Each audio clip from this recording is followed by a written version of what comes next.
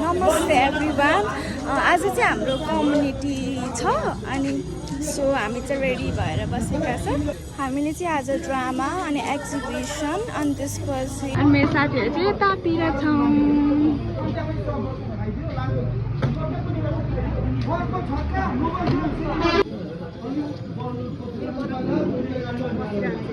Miss Leader.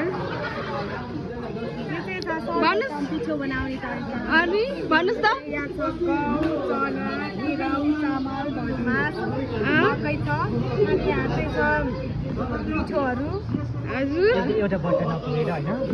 अनि हामीले चाहिँ ओरिजिनल नै के अरे यो के को साग हो थाहा होइन यो के हजुर यता आएर भन्नुहोस् त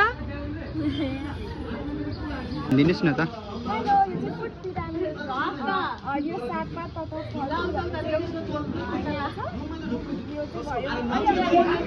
देखिरह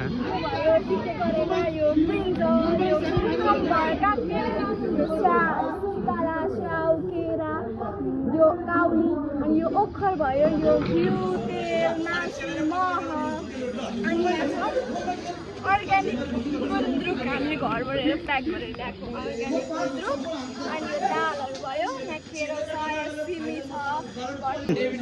पोषणको बारेमा के भनिदिनुहोस् न।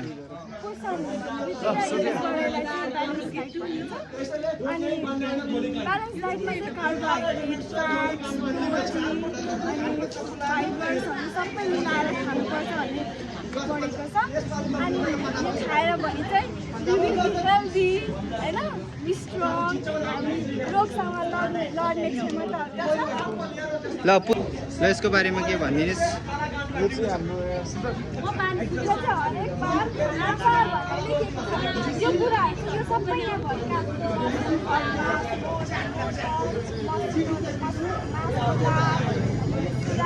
चना भयो योहरू यो केरागुडी भयो अनि यो चाहिँ